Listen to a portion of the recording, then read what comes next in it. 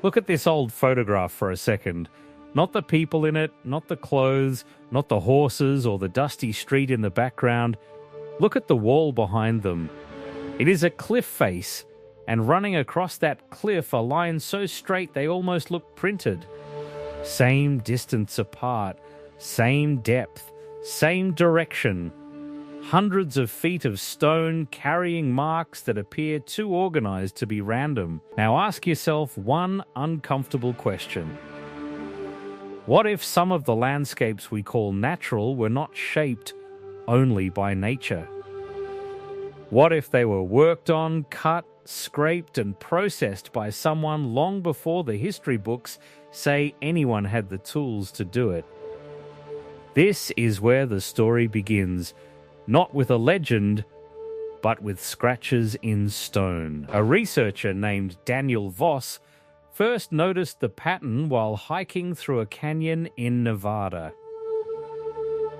Daniel was not a famous archaeologist.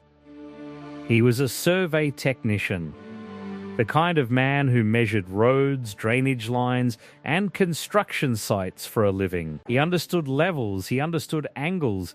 Most importantly, he understood when a surface looked worked. That day, he was not searching for a mystery. He was searching for shade. The sun was brutal, the canyon walls were glowing red, and his water bottle was already half empty. Then he saw the lines. They stretched across the rock face like the teeth marks of an enormous machine, horizontal, parallel, evenly spaced. Daniel stepped closer and ran his fingers along them. The grooves did not follow the natural layers of the stone. They cut across them. That bothered him, because erosion usually respects weakness.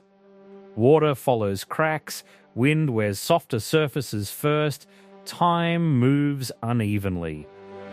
But these marks looked imposed, as if something had passed along the wall with steady pressure and a repeating edge. Daniel took photographs, measured the spacing, and posted them online with one simple caption: "Can anyone explain this?" The answers came quickly. Erosion. Sedimentary layering, natural jointing, differential weathering, case closed. But Daniel was not satisfied. He drove to another canyon, then another. He found similar markings in places separated by hundreds of miles. Some were faint, some were obvious, some appeared high above any realistic waterline. In several locations, the marks ran through harder stone while softer sections nearby had weathered irregularly. He kept asking the same question. Why would nature make machine-like marks and then repeat the trick across different landscapes? Then he found the old logging photographs. Giant trees, stumps from the 19th century. Stumps so wide that men stood across them like insects on a table. One photograph showed a platform built on a stump with people dancing on top of it. Another showed a massive slice of tree displayed like a trophy. The official explanation was simple. Loggers cut them with axes and long saws. But Daniel had worked around wood. He knew what saw cuts looked like. Some of those surfaces looked strangely smooth, too flat for what the story claimed. A tree 30 feet wide is not just a bigger tree, it is a problem of geometry. A hand saw has limits, human reach has limits, time has limits. So Daniel began to wonder, what if the past had tools we have not been told about? Now this is where people divide into two camps. One camp laughs and says, ancient power tools? Come on. The other camp leans forward and says, then explain the marks. And that is the real point. Not fantasy, not certainty, the marks. Because all over the world, there are places where stone appears to have been cut, scraped, polished, drilled, or removed at scales that make the official explanations feel incomplete. Petra in Jordan, where entire structures are carved into cliffs with surfaces so clean they look planned by engineers.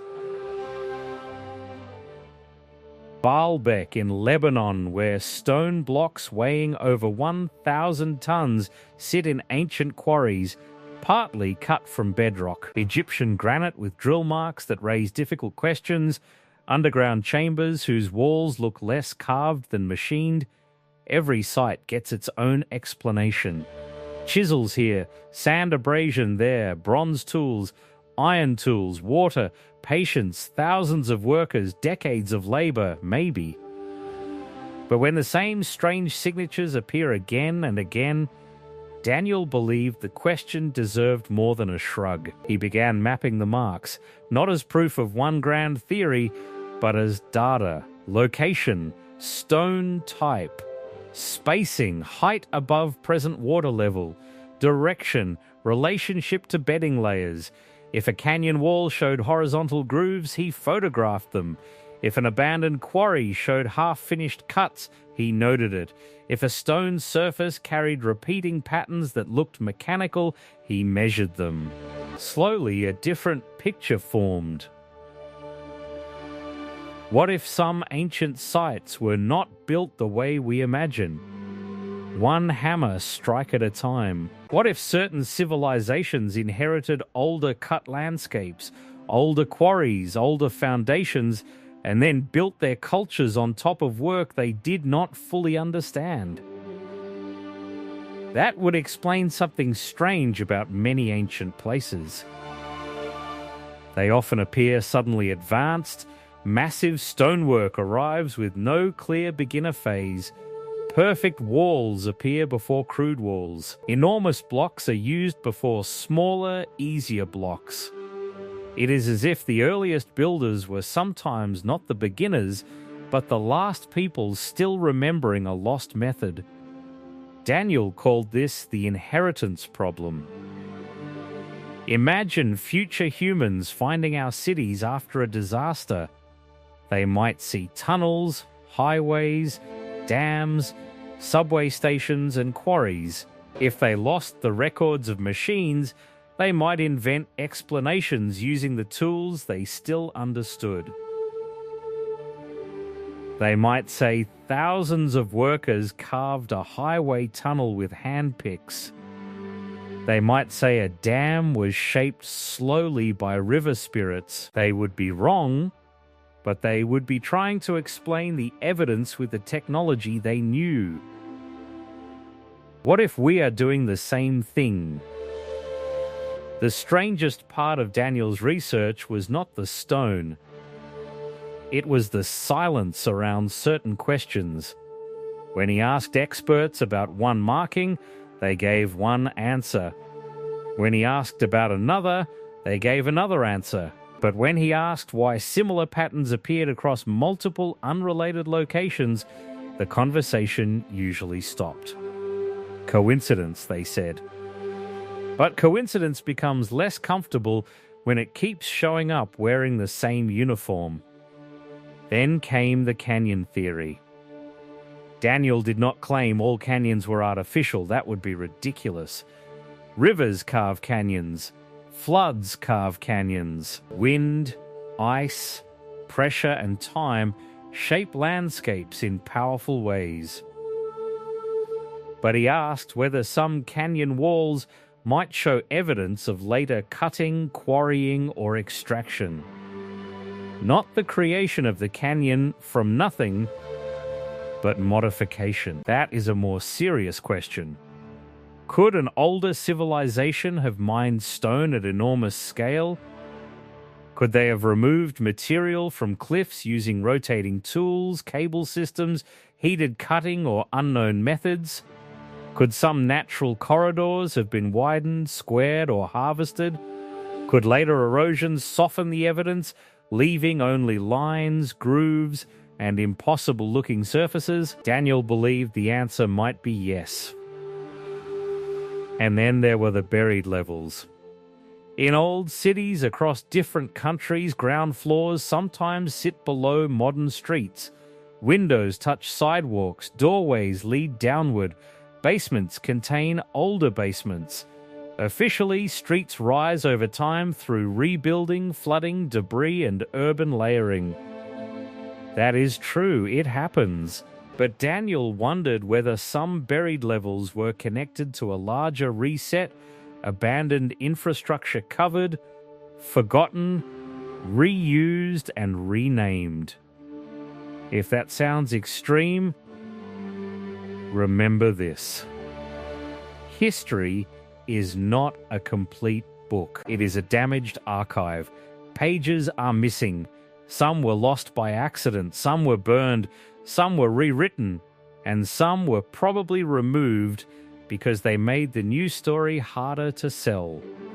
That does not mean every mystery proves a hidden empire.